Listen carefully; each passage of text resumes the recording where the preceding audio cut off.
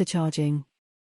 The mechanical changes address customer concerns about range and performance, while the name change, from just plain e-tron to Q8 e-tron, is to give buyers a better sense of where the big two-row SUV sits in the brand's lineup of EV and ICE offerings.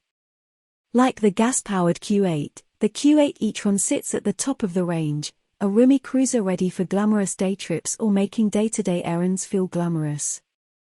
The base model starts at $75,595, and the Sportback Launch Edition we drove, with the dark chrome S-line trim and orange piped leather interior, rings in at $95,395 with options.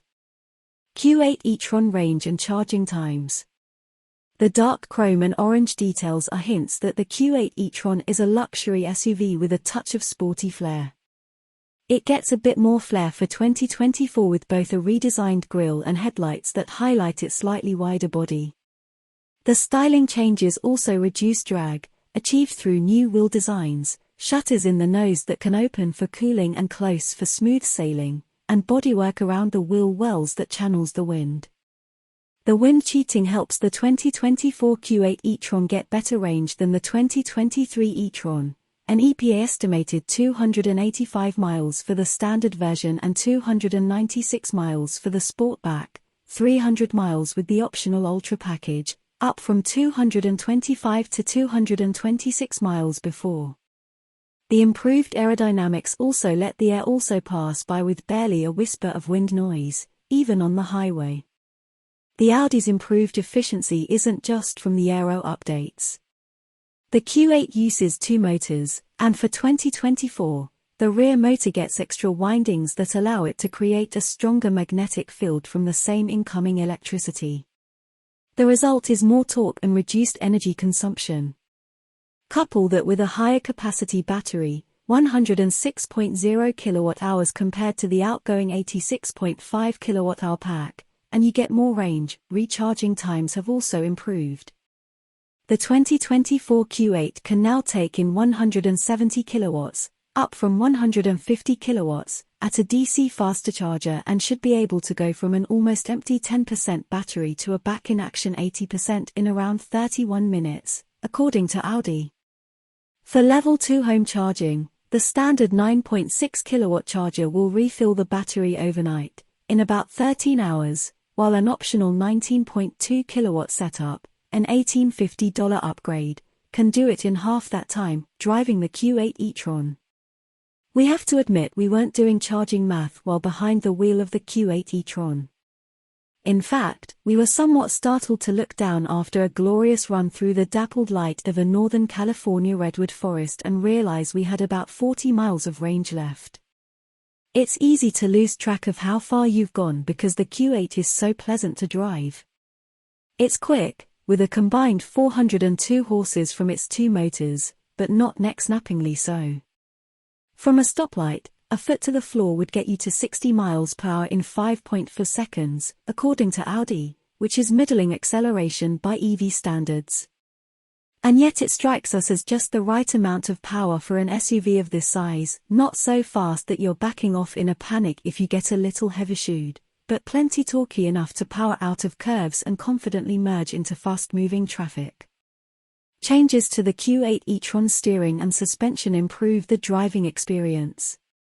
A quicker ratio of 14.6 to 1 instead of the previous 15.8 to 1 results in a more responsive wheel. The front suspension gets a stiffer bushings, and the adaptive air springs, which offer 3.0 inches of height adjustment, soak up bumps and ruts with aplomb. Along with the suspension settings, the Q8 offers 7 different drive modes, which alter ride height, accelerator response, steering feel, stability control programming, and power delivery. Brake energy regen can be adjusted via paddles on the steering wheel, and the most aggressive setting will just about bring the car to a complete stop. The brake feel is fantastic, with no grabby spots in the pedal travel as the Q8 transitions from regen to friction braking.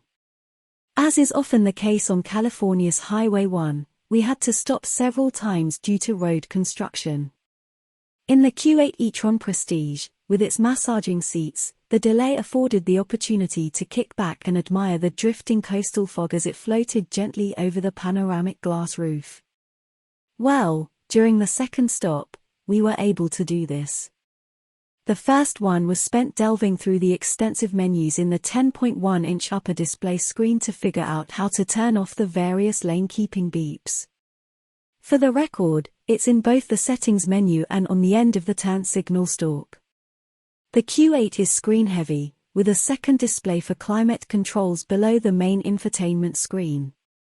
There's also screen-based instrumentation, and in the Prestige trim we drove, a head-up display. The Q8's interior is much like the exterior, with a design that could be more radical but certainly won't upset anyone.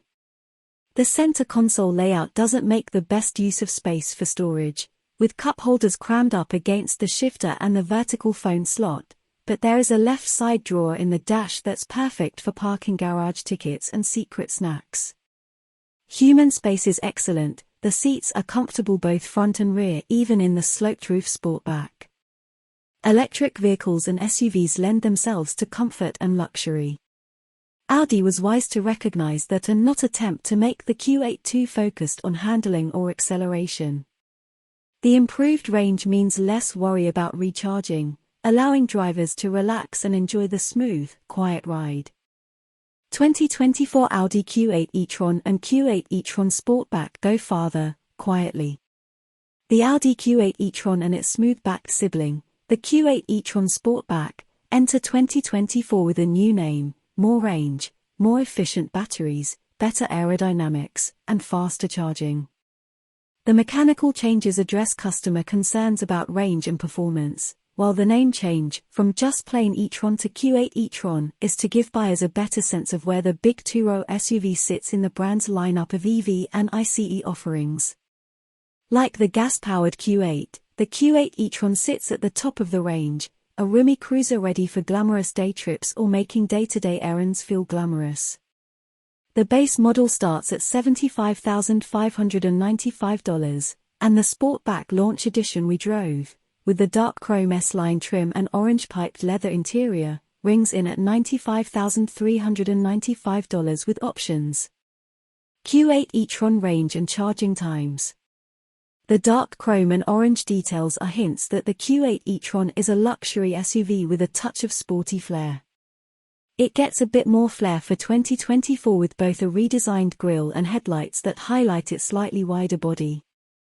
The styling changes also reduce drag, achieved through new wheel designs, shutters in the nose that can open for cooling and close for smooth sailing, and bodywork around the wheel wells that channels the wind. The wind cheating helps the 2024 Q8 e-tron get better range than the 2023 e-tron, an EPA estimated 285 miles for the standard version and 296 miles for the Sportback, 300 miles with the optional Ultra package, up from 225 to 226 miles before. The improved aerodynamics also let the air also pass by with barely a whisper of wind noise, even on the highway. The Audi's improved efficiency isn't just from the aero updates. The Q8 uses two motors, and for 2024, the rear motor gets extra windings that allow it to create a stronger magnetic field from the same incoming electricity. The result is more torque and reduced energy consumption. Couple that with a higher capacity battery, 106.0 kWh compared to the outgoing 86.5 kWh pack, and you get more range. Recharging times have also improved. The 2024 Q8 can now take in 170 kilowatts, up from 150 kilowatts, at a DC faster charger and should be able to go from an almost empty 10% battery to a back-in-action 80% in around 31 minutes, according to Audi. For Level 2 home charging, the standard 9.6 kilowatt charger will refill the battery overnight, in about 13 hours, while an optional 19.2 kilowatt setup, an $1,850 upgrade, can do it in half that time, driving the Q8 e-tron. We have to admit we weren't doing charging math while behind the wheel of the Q8 e-tron. In fact, we were somewhat startled to look down after a glorious run through the dappled light of a Northern California redwood forest and realize we had about 40 miles of range left. It's easy to lose track of how far you've gone because the Q8 is so pleasant to drive. It's quick, with a combined 402 horses from its two motors, but not neck-snappingly so. From a stoplight, a foot to the floor would get you to 60 miles per hour in 5.4 seconds, according to Audi, which is middling acceleration by EV standards. And yet it strikes us as just the right amount of power for an SUV of this size, not so fast that you're backing off in a panic if you get a little heavy-shoed, but plenty torquey enough to power out of curves and confidently merge into fast-moving traffic. Changes to the Q8 e-tron steering and suspension improve the driving experience. A quicker ratio of 14.6 to 1 instead of the previous 15.8 to 1 results in a more responsive wheel. The front suspension gets a stiffer bushings, and the adaptive air springs, which offer 3.0 inches of height adjustment, soak up bumps and ruts with aplomb. Along with the suspension settings, the Q8 offers 7 different drive modes, which alter ride height, accelerator response, steering feel, stability control programming, and power delivery. Brake energy regen can be adjusted via paddles on the steering wheel, and the most aggressive setting will just about bring the car to a complete stop. The brake feel is fantastic, with no grabby spots in the pedal travel as the Q8 transitions from regen to friction braking. As is often the case on California's Highway 1, we had to stop several times due to road construction. In the Q8 e-tron Prestige, with its massaging seats, the delay afforded the opportunity to kick back and admire the drifting coastal fog as it floated gently over the panoramic glass roof. Well, during the second stop, we were able to do this. The first one was spent delving through the extensive menus in the 10.1-inch upper display screen to figure out how to turn off the various lane-keeping beeps. For the record, it's in both the settings menu and on the end of the turn signal stalk. The Q8 is screen-heavy, with a second display for climate controls below the main infotainment screen. There's also screen-based instrumentation, and in the Prestige trim we drove, a head-up display. The Q8's interior is much like the exterior, with a design that could be more radical but certainly won't upset anyone. The center console layout doesn't make the best use of space for storage, with cup holders crammed up against the shifter and the vertical phone slot, but there is a left side drawer in the dash that's perfect for parking garage tickets and secret snacks. Human space is excellent, the seats are comfortable both front and rear even in the sloped roof Sportback. Electric vehicles and SUVs lend themselves to comfort and luxury.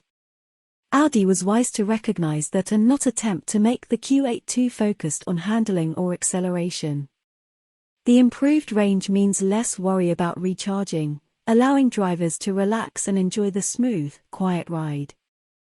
Beneath the purple skin specific to this commemorative edition 50 jar that celebrates a half-century of BMW's M division, and shared by all M3 competition models, is a stonking 503 horsepower twin-turbo 3.0-litre inline-six. With launch control engaged and the boost holding above 15.0 psi, the quickest ever 3 Series leaps to 30 miles per hour in 1 second.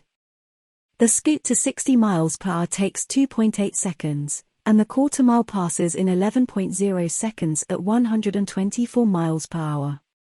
All-wheel drive comes standard on the Edition 50 jar and can be had on any other M3 comp for $4,000. It adds roughly 150 pounds to the curb weight, but the additional traction helps the 50 jar clobber its rear drive counterpart by 0.7 and 0.6 second in the 60 miles per hour and quarter-mile drags, respectively. The beauty of the competition's X-Drive mode is that it offers the best of both worlds. All-wheel drive for supercar-grade acceleration and decoupling of the front axle to enable a rear-drive mode for power oversteer shenanigans.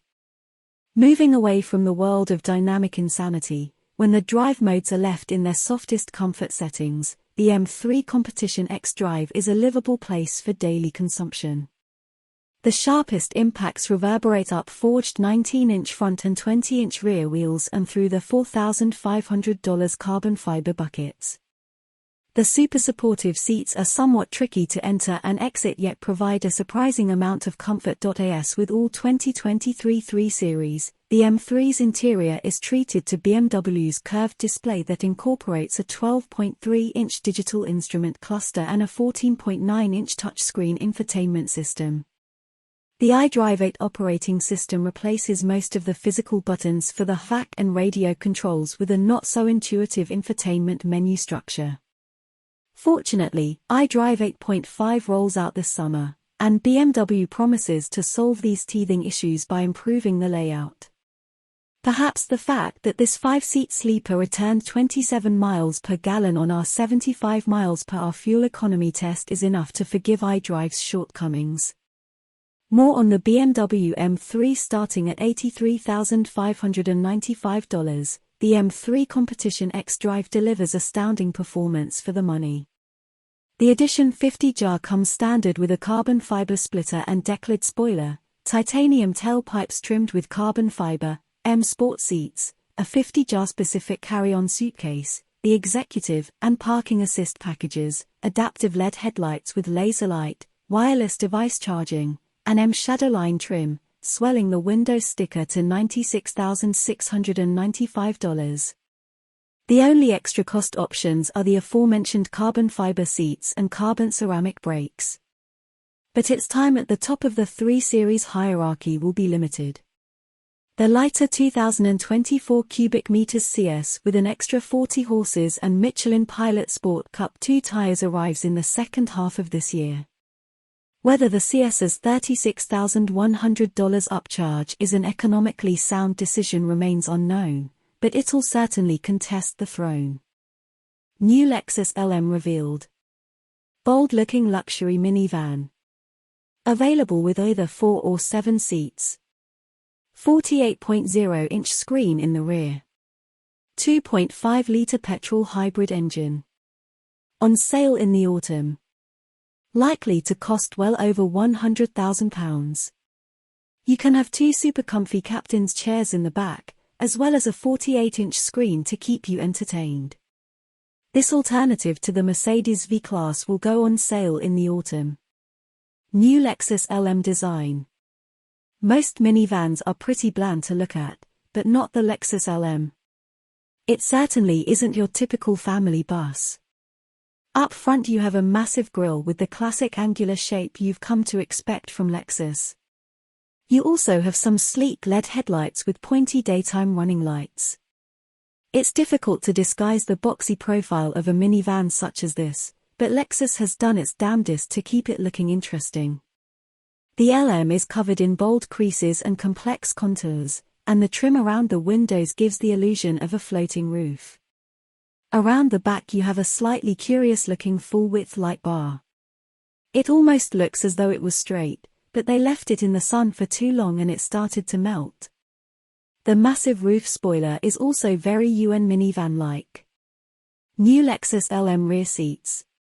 The main talking point for the Lexus LM is not the mad styling, it's the back seats.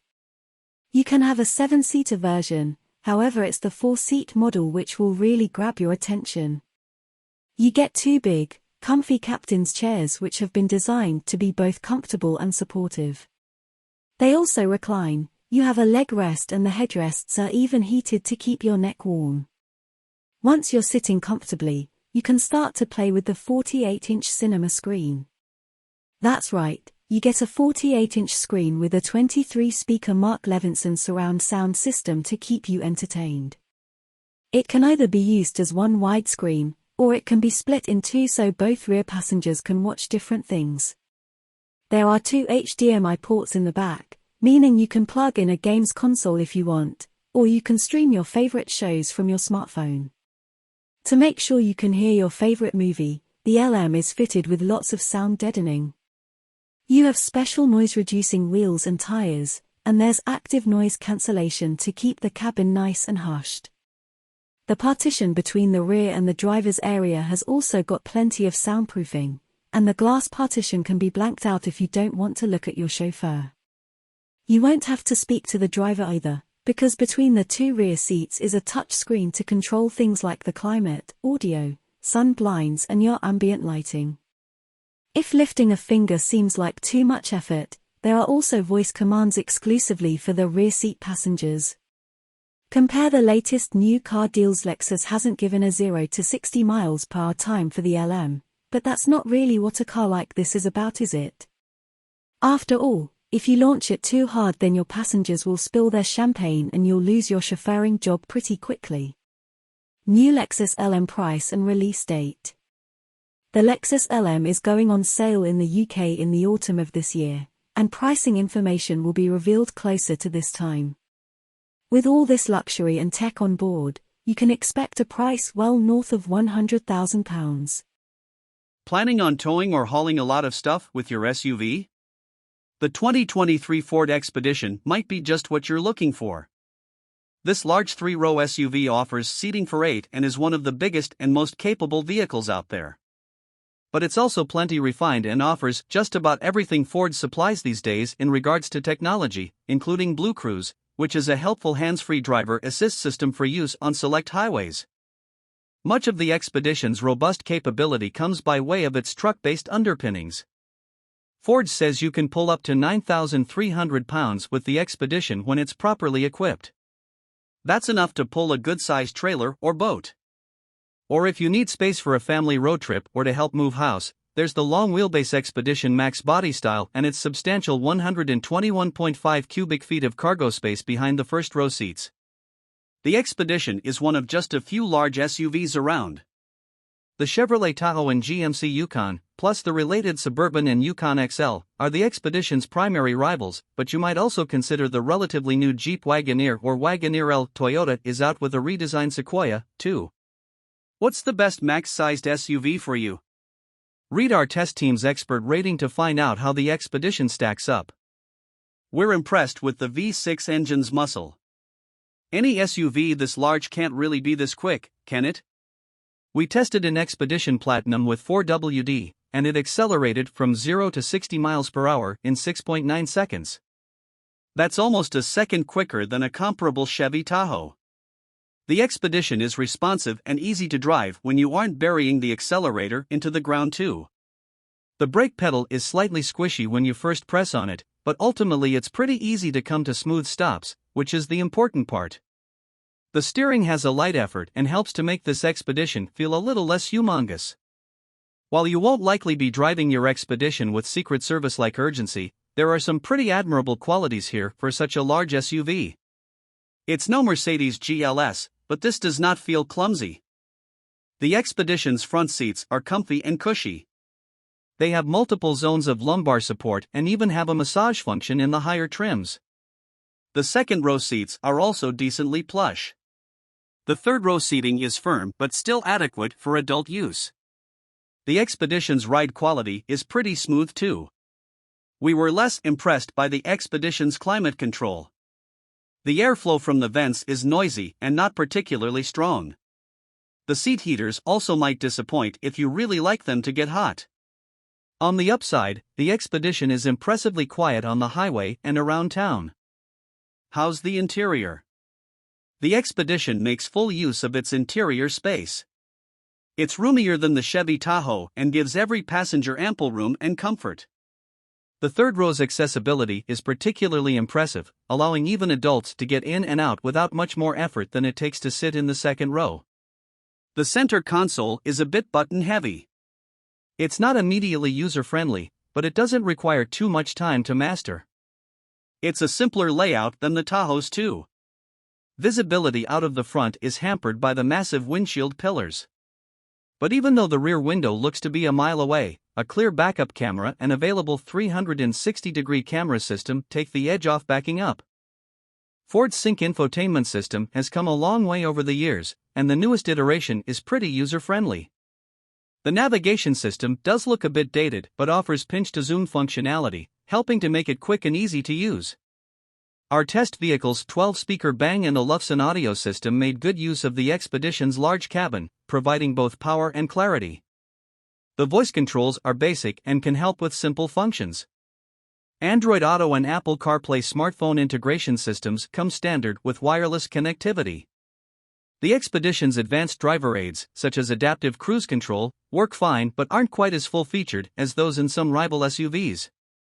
The Expedition has a listed cargo capacity of 20.9 cubic feet behind the third row, 57.5 cubic feet behind the second row, and 104.6 cubes max. That's less space than its direct rival, the Chevy Tahoe. But the Expedition's extra spaces for all your knickknacks, plus its flexible seating arrangement, more than compensate. The Expedition is also a good vehicle for hauling little kids around. It has easy-to-access anchors for safety seats plus lots of room to fit rear-facing seats. Towing capacity is great with a maximum capacity of 9,300 pounds when properly equipped. The Expedition gets an EPA estimated 19 miles per gallon in combined city/highway driving. That's similar to what the EPA posts for other large SUVs. But we had difficulty matching the EPA's numbers in our real-world testing. Something else to consider is that premium fuel is required to get the quoted power numbers. During our time with the Expedition, we could notice a difference in performance between regular and premium fuel. The Expedition is priced comparable to other large SUVs such as the Chevy Tahoe. Warranty coverage is also typical for a non-luxury automaker. Interior build quality and materials choices slightly exceed what's available from its crosstown rivals. The Expedition isn't fun to drive in the classic sense, but it is rewarding to summon its muscle car-like torque and use this big SUV for its intended purposes. Road trips, daily commuting, and heading out to the great outdoors are all right up the Expedition's alley. The mid-range limited trim gets our recommendation in the Expedition lineup. It adds convenience and luxury items such as a hands-free liftgate, leather upholstery, premium audio, adaptive cruise control, and a navigation system to justify the cost increase. It's also eligible for a more powerful engine and sport suspension as part of the Stealth Performance package. The 2023 Ford Expedition is a large three-row SUV that's available in 6 trim levels: XL, XLT, Timberline, Limited, King Ranch, and Platinum. Tested, 2023 Cadillac Lyriq AWD pumps out more electrons, keeps its composure. A second motor and more power make Caddy's all-electric SUV quicker, but haven't changed its cushy personality. Just a couple of years ago, the notion of a 500-horsepower Cadillac would inevitably have conjured up visions of something with a V badge on its deck lid and a Blackwing engine rumbling menacingly behind its grille. No more. The 2023 Cadillac Lyriq AWD exemplifies how the EV revolution has turned ideas about performance upside down. Like many of today's EVs, this twin-motor, 500-horsepower version of the Lyriq is powerful and quick, but otherwise extraordinarily normal. It doesn't look like a car that promises to smoke its tires into the next state and doesn't drive like one either. Instead, it evokes and updates the best aspects of Cadillac's past, their smooth ride, hushed, well-dressed cabins, and effortless power. Thank you, electrons. Other than the model number on the hatch, Lyriq AWDs get a 600 × 10 to the power of 4 designation, while RWD models wear 450E badging. The 600 and 450 represent rounded torque figures in Newton meters. There's nothing to indicate that the dual-motor, all-wheel drive Lyriq is any different from the rear-drive, single-motor model that first hit the market. We liked that car for its absorbent ride and quiet ways, but felt it needed more than its 340 horsepower to be a fully realized Caddy. The Lyriq AWD solves that with a second permanent magnet motor driving the front wheels. Combined output rises to 500 horses and 450 pound-feet of torque, an increase of 160 ponies and 125 pound-feet over the rear driver. That you can't tell the twin-motor model from the single-motor version at first glance, or second or third, amounts to truth in advertising.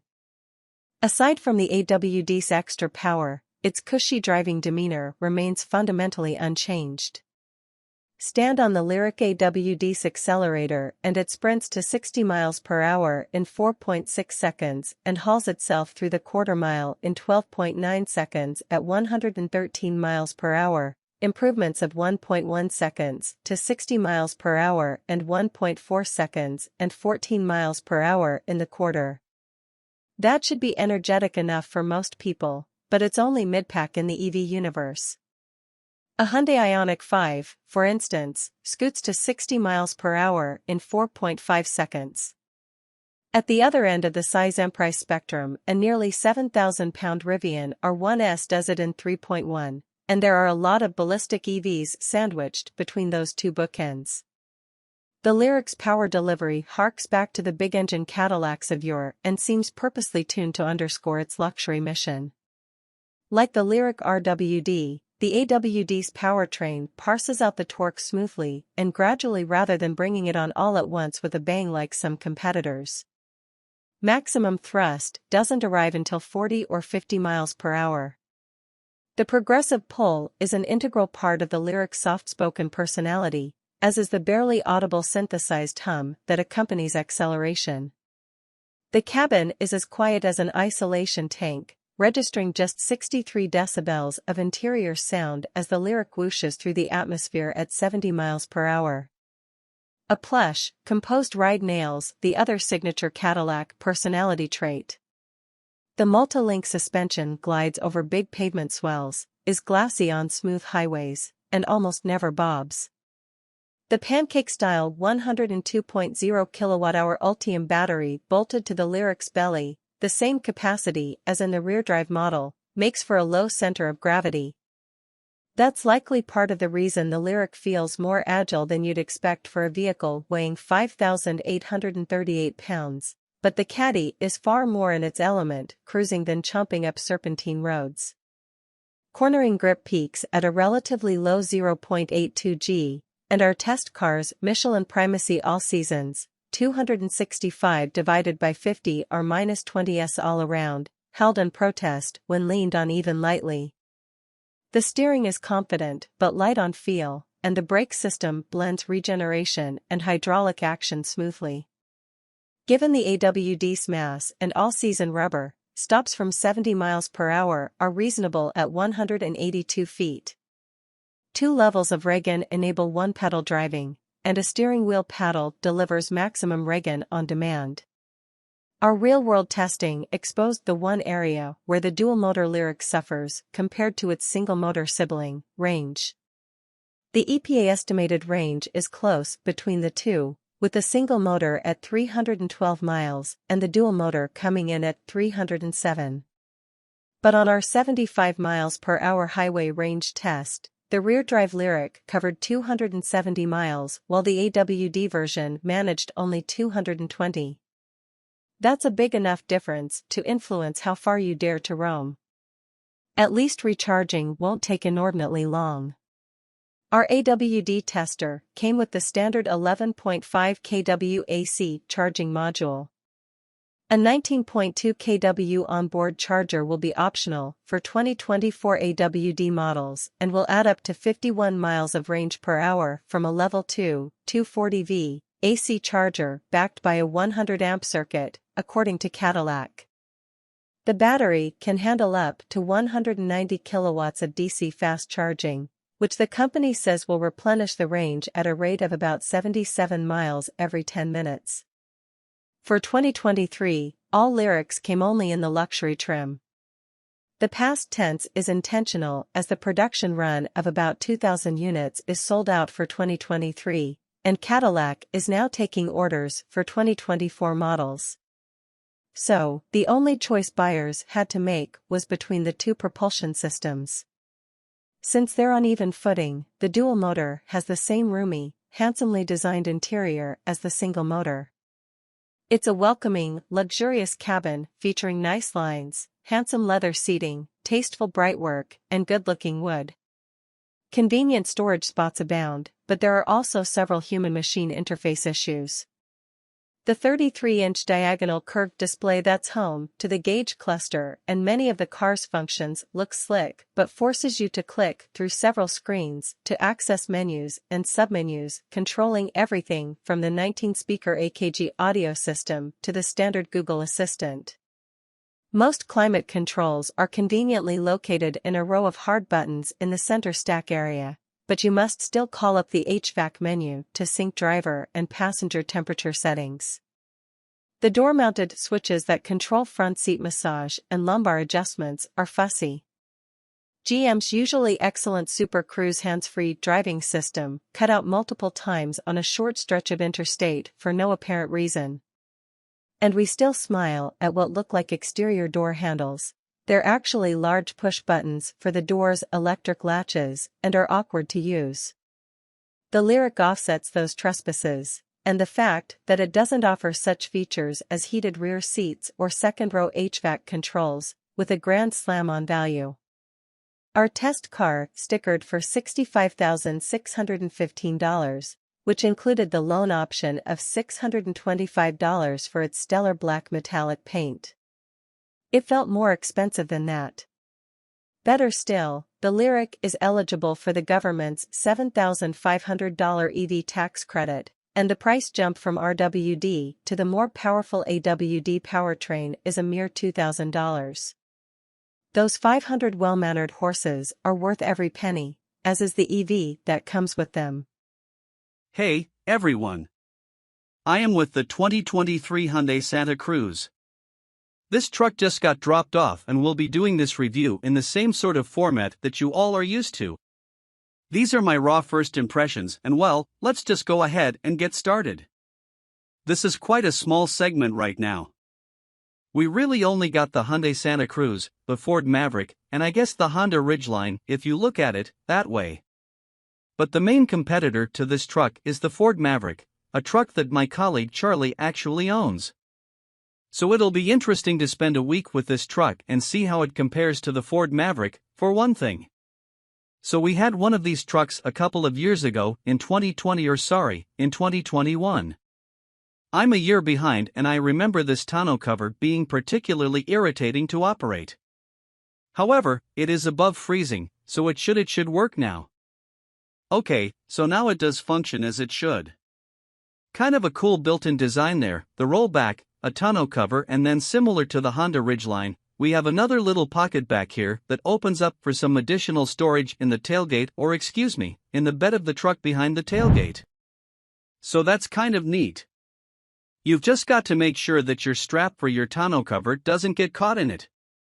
I got to love raw first impressions videos. Should we step up here? You should stop. Oh, here we go.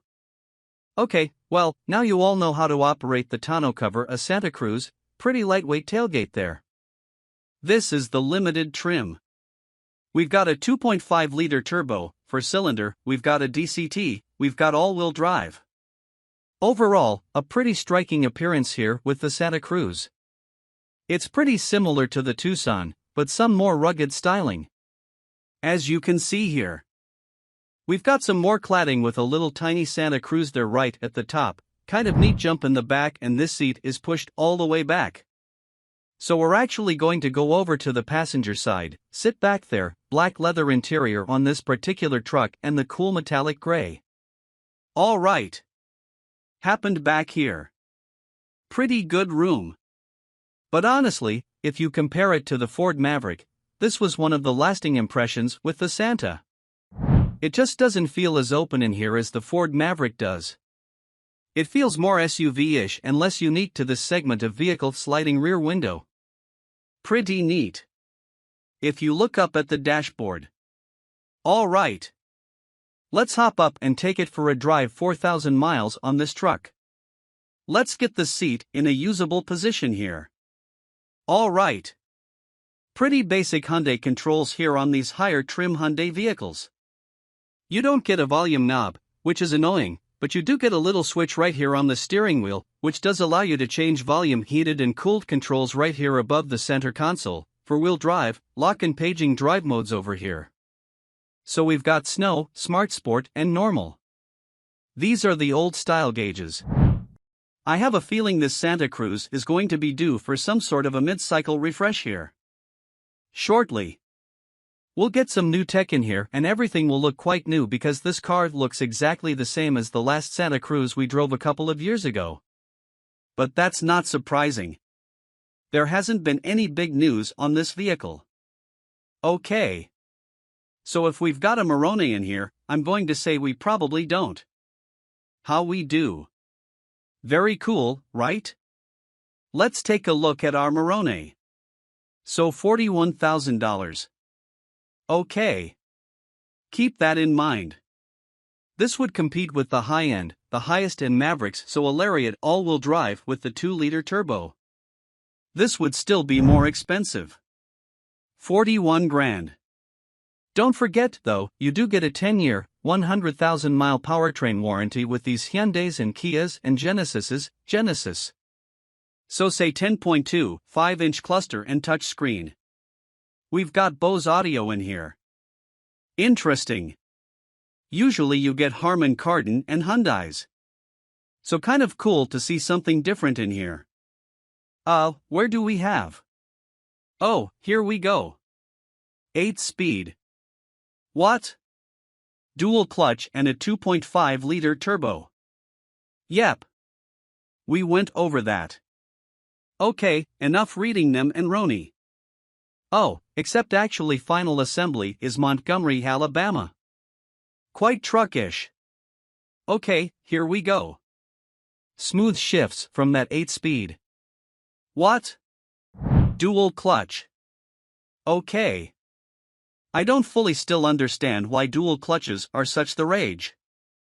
Still, I imagine it has to do with efficiency because there's no torque converter, but they have so many issues because Americans aren't used to driving manual cars and they aren't used to how manual cars behave. And of course, underneath this is just a manual transmission that's electronically controlled. So Americans just drive differently than Europeans, and it often leads to these dual clutches having issues. We saw this with Ford back in the early 2010s with the Focus and Fiesta, and we're actually now seeing it again with Kia and Hyundai having major issues with their dual clutches. So I think it's worth the extra couple MPEG that you lose to just have a regular auto. Oh yeah, this is quick, pretty similar power to a Ford Maverick with the 2-liter turbo, but of course what you get in the Ford Maverick you get a regular traditional 8-speed auto. So probably going to last longer than this dual clutch. But if you drive it spiritedly. Oh my goodness. A little bit of torque steer. Yeah. Quite good. This is quicker than I remember it being. Let's try a sport mode. You also have paddle shifters as well as manual control down here, something you don't get on the Ford Maverick. You'd have no way to manually shift gears in that vehicle. It feels very front-wheel drive biased, but you can, of course, lock it into 4-wheel drive if you so desire. But the transmission do its own thing here. Not a bad noise from this 2.5. It's a little grainy. That's okay. You start, you're just in there. So sport mode is of course going to hold gears longer. The alignment is slightly off. It's okay. And these first impressions reviews are tough when you don't have someone to bounce ideas off of. It's like when I'm doing a first impressions review. I'd like to have somebody with me if I'm doing like an end of the week longer view, it's much easier to do those solo. Yeah, not bad. Pretty flat through there. Good power on the out. Alright, let's go back into normal, or actually let's try smart mode coming up on rough right section here for some of the right hazards which right up their front and center space. Okay, it's pretty quiet in here, that would be one advantage over the Maverick. It's certainly quieter going down the road. The ride is quite nice as well. It's a little stiff, but it's quiet again. You don't really hear much road intrusion. Alright. So it's a 45. Yeah, quite nice over there. That is certainly where the Santa Cruz excels over the Maverick. You spend a little bit more money on equivalent Santa Cruzes, but they do feel higher end than the Maverick. I think overall, the Maverick is a cooler vehicle, but this certainly feels like a higher quality item. So there are certain people I'd recommend the Maverick to. There are certain people I'd recommend the Santa Cruz to, which is nice, having that segment available to more than just one type of buyer, even when there are really only two choices. But I guess we've got the ridgeline, there's three. We've got the heart and the soul of the Subaru Baja. I guess what let's sort of started this trend that was like the El Camino back in the 50s. It's just because of the Australians, because they wanted to have car trucks. So then the Americans bounced off that with the El Camino. And then we also had the Subaru Baja. He fast forward all the way to the 2000s and then they kind of died off and then now they're coming back again. So Honda rebooted it with the Ridgeline. So it's kind of neat. Well, I will be spending the week with this Hyundai Santa Cruz and I will actually have Charlie at the end of it for the outro.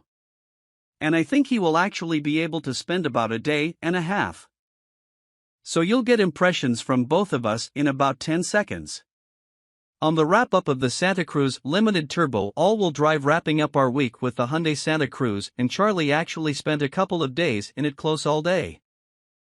So it's a lot for me with press cars. That's right. Yeah. He was driving 5 other cars in California and doing other things this week, but I was able to spend a good amount of time with it and, top end and wrap up our week.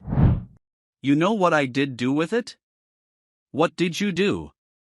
Let me guess. You probably got something dirty. No. Oh, I parked it next to a Tucson. Oh, did you get a photo? I didn't know, but this looks better than the Tucson. Once a little more angry, a little more aggressive. The Tucson looks a lot more squished. Yeah. In the front. This looks kind of cool. I still think it's trying a little too hard, though. Oh, yeah. Did you notice that the tunnel cover does indeed work on this one? Oh, they've improved that. Yes or no? I think because it's warm out now. Sure. Quick as well. So this is a 23.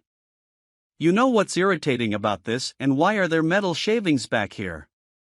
There must be the tile cover falling apart. You think so? I can imagine. Well, you didn't put anything in here, did you know?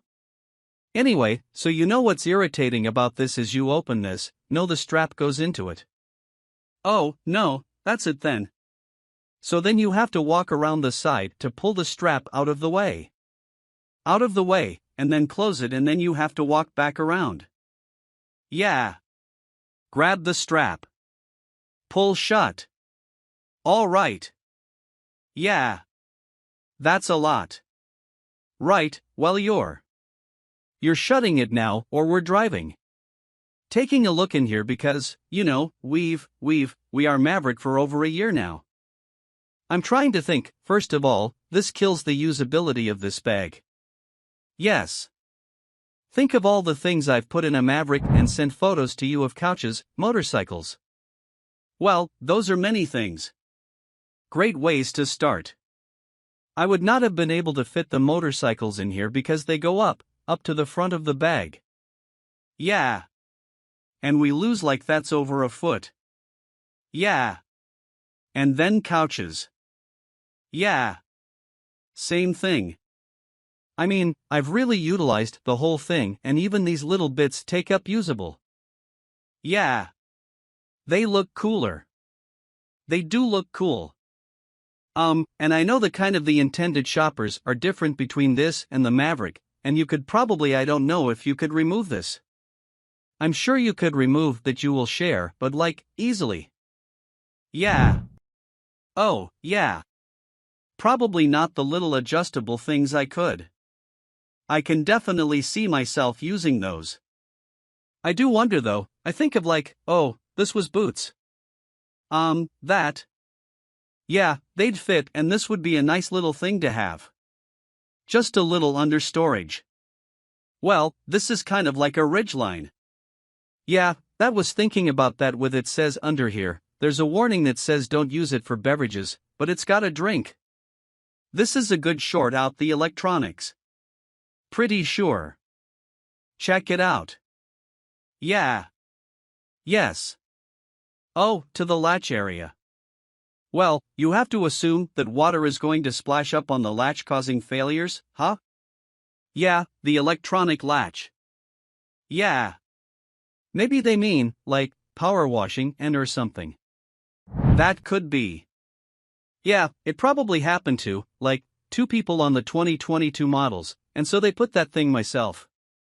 I couldn't be, thank you for assisting. It's a two-person job to close that. Yeah. I like the soft closed tailgate. Soft, open, soft, open. It's not soft. Close. Yeah. Yeah, there's a lot going on. My brother with the truck, and we'll talk about it more here from inside. But is this a car that people buy more?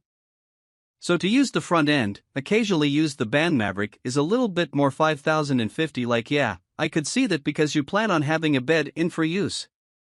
Yeah. Oh yes. Sorry. Would you like to close it? Well, because I can do the honors. It's very graceful. Okay. Would you like to drive? Yeah. Yeah. Not a ton of sidewall on these giant wheels. No, I think they're toes. Pretty sure. Small pet peeve. I like all the dust on here. Well, yes, that I. Oh, come on. Is that why you wear hoodies all the time? Easier to clean off screen. Yeah. My material wouldn't have done that anyway. A remote started this over the weekend and things I remote started this over the weekend and when you remote start it there's no confirmation, there's no like lights that come on to let you know that it's the starting has worked, it flashes 3 times but then stays blank, a lot of cars the DRLS. Come on. You can go. Oh good, it's start good. It's running. Yeah, I have no idea. Why do the Koreans struggle with that so much? With the remote start not only starting, but also giving you a sign that it has started. Right? And I don't know. I don't know. Also, I was blinded last night because we had to drive in the evening and it was a very bright. I had it turned all the way down to the white gauges. Yeah. And no eco mode. Oh. So you have to either drive in sport or look at the white base gauges. CarPlay works pretty well, although again, small pet peeve that it doesn't, by default, bring it up because you get in the car, you plug your device in, or you use one of the wireless CarPlay adapters that we've promoted on the channel. And then it says reading USB and now CarPlay is connected. But it doesn't, like I still have to go over here and click it. But why doesn't it just come up? Yeah, that's true. That's true. Because you would think if you're plugging CarPlay and you would probably want CarPlay. Yeah, that's true. Also, I'm not a huge fan of the haptics for adjusting the time because you have to like it. You have to look at them and do it in a lot of vehicles. You can just get in and kind of like mindlessly rotate things. Another thing, if you do a remote start, the truck that if you do remote start the truck, it defaults, and maybe you can change this, but it defaults climate control, the 72 auto. I noticed that it was a little bit haunted when I got it because it would just do whatever it wanted to do. I was like, why does the climate control keep changing? And I'm not asking it to do that. There's got to be a way to probably make it not do that. Like there was something else irritating with this. The problem is it's been like 4 days since I've driven it, so I don't remember what I was irritated with the tuning the throttle, tuning with the DCT. Not the smoothest thing in the world, sure. But it could also be because of the turbo lag. Well, let's explain this to the viewers a little bit. Who maybe aren't quite as technically minded. This truck, as opposed to many other vehicles for its transmission, uses a mechanism where 2 physical clutches have to come together and meet and marry in order to propel the car forward, similar to that of a manual transmission as opposed to most automatics which use a viscous fluid in order to be able to stop it. It's a vicious meaning. It's thick like peanut butter and a torque converter, like a warm peanut butter. Yes. and the torque converter to propel the car forward, and those torque converter automatics do lose a little bit in fuel efficiency, but they make up for it in the smoothness. And this car actually has to use a wet clutch to meet together. And sometimes that results in jerkiness. Sometimes, as Chris mentioned, it results in not very smooth satellite application. But also I really do genuinely worry about the longevity of this transmission. Yeah, well, we've seen that when they got trouble with hundreds had trouble, Ford had trouble when they were doing it. We just talked about this in the Mazda 690, how no one ever really has issues with the torque converter automatics. But manufacturers always have issues when they try to go for a dual clutch automatic. It's just like I was at a stoplight yesterday next to a third-generation Ford Focus, and I almost sent you a photo saying, "What are these two cars having?" Yeah, and then we'll need a transmission in 100. That's right. Yeah. And I think even more so with a vehicle like this, trucks are something that you often do stop and go type of things with. Oh yeah. For example, I pulled a tree out with my Maverick Ford, and that is something that in this smoke, the clutch. Yeah, the clutch would just be like burning up, having to try to go from a stop and yanking out that tree. Yeah, well, the Maverick, it's just moving the torque converter there. No harm, no foul. Yeah. So doing towing off-roading, pulling of trees, nudging yourself back to a trailer or something like that, or to a loading round, that's a lot of work. I mean, there's just a lot of things that I don't want the idea of doing with the dual clutch. Well, like you said earlier, this Santa Cruz is more aimed towards people that are going to only occasionally use the back. The front is the priority. So at least in that respect, yes, it probably won't suffer as much from all the things that you just listed. Also, if I got one of these, I would get a trans tune and make it at least shift fast and fart, because then you'd have some sort of value to having a dual clutch. You would want a Santa Cruz, and yes, you'd be Santa Cruz. I'd have an exhaust, a tune, a downpipe and a trans tune, and it would be like, and I'd get some seats from an Elantra, and I am going to choose not to throw this thing around like an absolute moonwagon. Why? Because it handles great. I believe you. But as we've discussed. Okay. And you're still going. Yeah, well, this is casual, but so it does drive this. I'm not going to throw it around, but most people aren't going to drive the truck. No. I do remember going on the first drive of this in Santa Cruz, and my goodness was I was thinking, why does Hyundai name all of their vehicles off after places like here over the two? It's kind of that Korean thing where like they're like, oh, well, what's a nice American thing? It's like, oh, let's just go through the list of like deserts. Santa Cruz, Santa Fe, Tucson, Telluride, Kona Palisade, maybe a place. Palisade Mountains. Oh, yeah. So many. Yeah. What the Santa Cruz does really well is refinement. I will say being in here is a nice place to be. There's comforts, the ergonomics are really good. You can just kind of have your hand showing on this cool wheel. The shifter works well back and forth.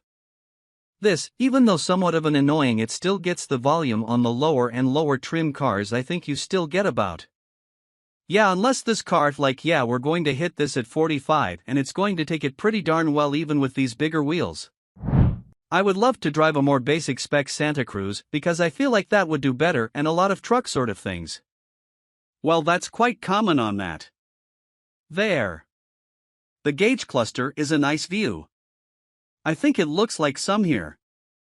Well, the steering is a good weak. It's not too late to feel insignificant, but it's not too heavy to be cumbersome. Yeah, the way that I kind of put it in my intro is pretty much what you just said, where the advantage of this over the Maverick is.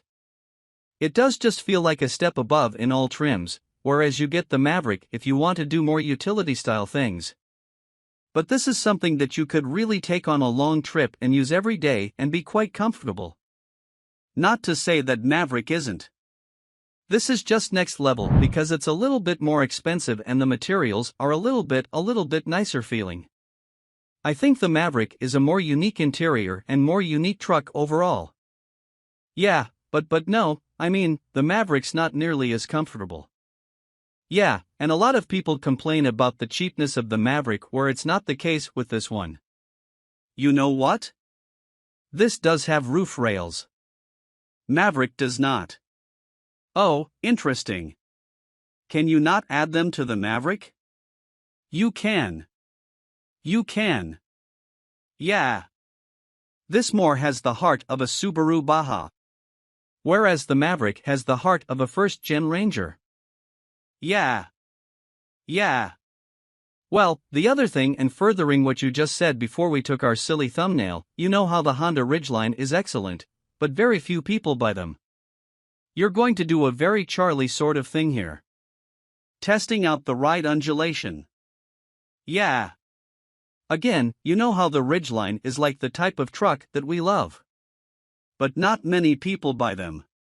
But the people who do buy them really do quite like them and it fits their life. Yes, I think this is the same concept for a smaller truck. Many more people are buying the Maverick. Anything that makes sense because the Maverick is a more practical body. But there's a narrower subset of more affluent buyers who will prefer this truck over the Maverick. And I do think fits them better. Yes. But I think there are fewer people who would be. But I think the Maverick is a great truck. And I know this is practically turning into another compare, which we've already done. Yeah, we have done the trucks, but I recommend the Maverick to people who might not even be interested in a truck just because it's so inexpensive. Not really the case. But this should be like, does your lifestyle fit A, B, C, and D? Okay, then I guess a Santa Cruz would be a good choice for you, right? Alright, dude, it's so quick and feels like it would keep up with my Roadster. I was going to make that joke. Yeah, you're driving. Seriously, this would probably be true. Oh, it certainly would. From 0-60. Cause shifter. So blown out in the Roadster. You're searching for gears the whole time. But yeah, this is like impressive levels of torque. It's got over 300 pound-feet of torque. So, yeah. And you figured this powertrain is shared with the Sonata N-Line. So I would know about that car because I got a ticket in that car. Yeah, it's all-wheel drive. That's right. Yeah, I know. This is the most practical form of that powertrain because it's pretty unusable in the Sonata N-Line. It could just be whatever junky tires they put on that thing. Are you having fun with the console? You don't know. It just feels good. Take the racing line at this apex. I think you. I'm going to leave this part in as no, Charlie just said something offensive and I had to cut it out.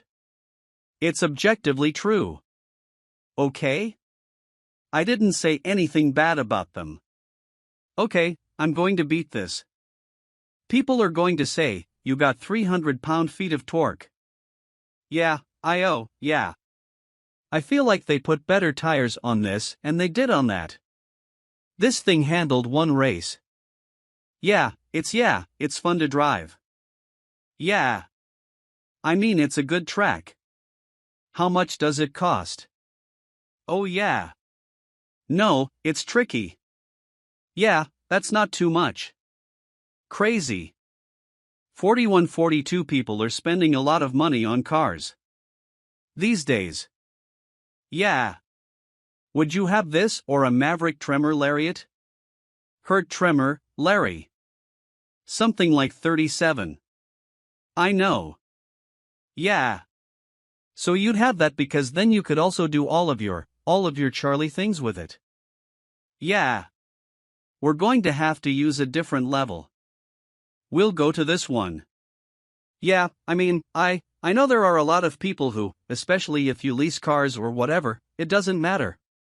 But I would be genuinely concerned about owning this and doing the things I do with the dual clutch. Yeah, I really would be. So I'd get them every, The Tremor rides better. Yeah.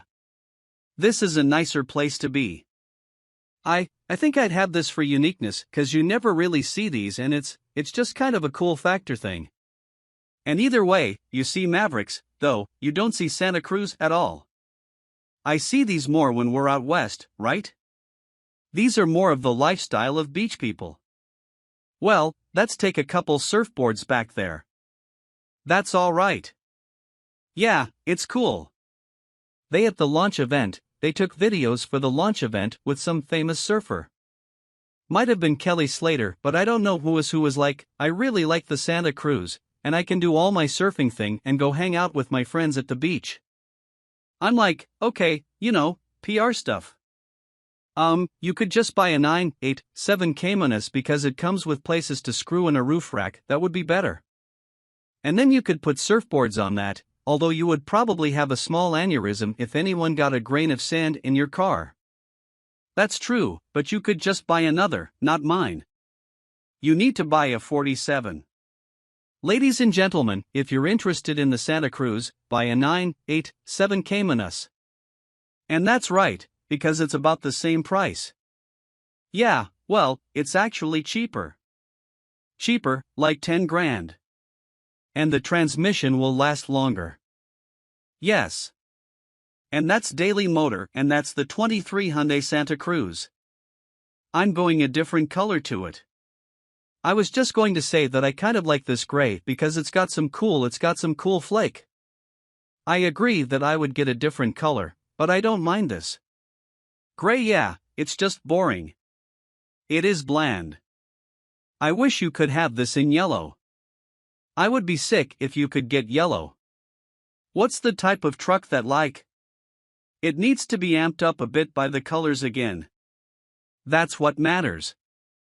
Yeah, well, it's a bunch of cool colors on it. Get a Santa Cruz, wrap it yellow, put an engine and trans tune on it, put it down, pipe on it. Bigger tires, lift it up slightly and I say down, pipe and dump. Okay, well, whatever. Make it fart and make it tall and make it yellow. That's what I would do. All right. Well, all those things would make the Santa Cruz the best fuel. That's right.